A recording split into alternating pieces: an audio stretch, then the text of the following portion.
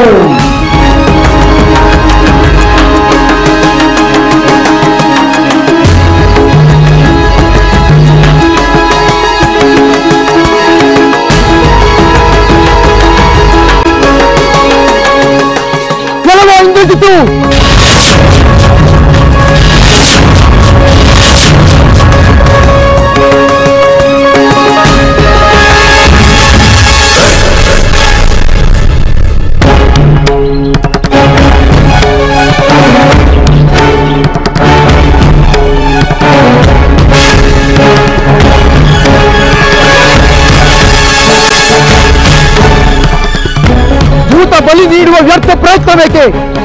ಈಗ ನೀನೇ ಬಲಿಯಾಗಲು ಸಿದ್ಧನಾಗು.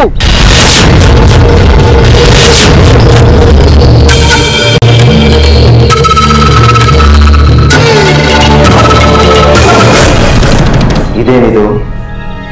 ಲಕ್ಷ್ಮಣ ಎಲ್ಲಿಗೆ ಹೇಗೆ ಬಂದ? ನಾನು ಭೂತ ಬಲಿ ನೀಡಲು ಬಂದಿರುವ ಈ ಆಲದ ಮರದ ಬಳಿಗೆ ನನ್ನ ಮೇಲೆ ಆಕ್ರಮಣ ಮಾಡಲು ಬಂದಿರುವನಲ್ಲ. ನಾನು ಇಲ್ಲಿಗೆ ಬರುವ ವಿಷಯ ಇವನಿಗೆ ಹೇಗೆ ಗೊತ್ತಾಯಿತು? ಇದೆಲ್ಲ ನನ್ನ ಚಿಕ್ಕಪ್ಪ ಈ ವಿಭೀಷಣನ ಪ್ರಚೋದನೆಯೇ. ಏಕೆ ಎಂದಿತು? ಕಣ್ಣಾಳಿಸಿ ನಿಂತು ಬಿಟ್ಟೆ, ಮಾತು ಮರೆತು ಹೋಯಿತೆ. ನನ್ನನ್ನು ಇಲ್ಲಿ ಕಂಡು ನಿನ್ನ ಧೈರ್ಯ ಸ್ಥೈರ್ಯಗಳು ಉಡುಗಿ ಹೋದವೆ. ವೀರನಾದವನಿಗೆ ಯುದ್ಧ ಮಾಡಲು ಯಾವ ಸ್ಥಳವಾದರೇನು, ಯಾವ ವ್ಯಕ್ತಿಯಾದರೇನು? ಲಕ್ಷ್ಮಣ, ನೀನೇಕೆ ಇಲ್ಲಿಗೆ ಬಂದೆ? ನಿನ್ನೊಂದಿಗೆ ಯುದ್ಧ ಮಾಡಲು. ನಾನು ರಣರಂಗದಲ್ಲಿಯೇ ಬಂದು ಯುದ್ಧ ಮಾಡುತ್ತೇನೆ. ನೀನು ನನ್ನನ್ನು ಅಲ್ಲಿಯೇ ನಿರೀಕ್ಷೆ ಮಾಡು. ಇಲ್ಲೇಕೆ ಬೇಡ. ನಿನ್ನಲ್ಲೂ ಶಸ್ತ್ರಾಸ್ತ್ರಗಳಿವೆ, ನನ್ನಲ್ಲೂ ಶಸ್ತ್ರಾಸ್ತ್ರಗಳಿವೆ. ನಿನ್ನಲ್ಲೂ ಪರಾಕ್ರಮವಿದೆ, ನನ್ನಲ್ಲೂ ಪರಾಕ್ರಮವಿದೆ. ಅಂದ ಮೇಲೆ ಯುದ್ಧ ಮಾಡಲು ಅಂಜಿಕೆ ಏಕೆ? ಎಲ್ಲವೋ ಲಕ್ಷ್ಮಣ, ನನಗಾವ ಅಂಜಿಕೆಯೂ ಇಲ್ಲ. ಆದರೆ ನಾನಿಲ್ಲಿ ಬಂದಿರುವುದು ಯುದ್ಧ ಮಾಡಲು ಅಲ್ಲ. ನಾನು ಯುದ್ಧ ಮಾಡುವುದಕ್ಕಾಗಿ ಬಂದಿದ್ದೇನೆ. ಇಲ್ಲಿ ಯುದ್ಧ ಮಾಡಬಾರದೆಂದು ನಿಯಮವೇನಾದರೂ ಇದೆಯೇ? ನಾನು ನಿನ್ನನ್ನು ಯುದ್ಧಕ್ಕೆ ಆಹ್ವಾನಿಸುತ್ತಿದ್ದೇನೆ. ಅಂದ ಮೇಲೆ ನೀನು ನನ್ನೊಂದಿಗೆ ಯುದ್ಧ ಮಾಡುವುದು ಉಚಿತ. ನನಗೆ ಯೋಚಿಸಲು ಸ್ವಲ್ಪ ಸಮಯ ಕೊಡು. ಏಕೆ? ಅದೃಶ್ಯನಾಗಿ ಹೇಡಿಯಂತೆ ಓಡಿ ಹೋಗುವ ಆಲೋಚನೆ ಇಲ್ಲ.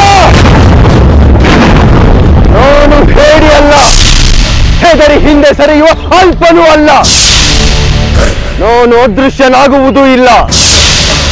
ಸ್ವಲ್ಪ ತಾಳು ಲಕ್ಷ್ಮಣ, ಸ್ವಲ್ಪ ತಾಳು.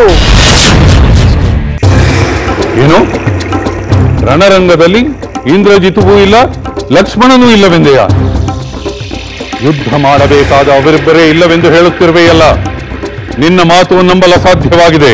ಪ್ರಭು, ರಣರಂಗದಲ್ಲಿ ವಿಭೀಷಣನು ಕೂಡ ಇರಲಿಲ್ಲ. ಅಂದರೆ ವಿಭೀಷಣನು ಲಕ್ಷ್ಮಣನೊಡನೆ ಇದ್ದಾನೆಯೇ?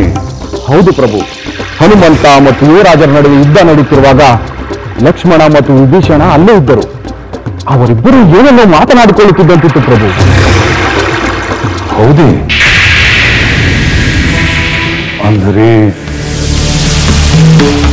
ವಿಭೀಷಣ ಆ ರಹಸ್ಯವನ್ನು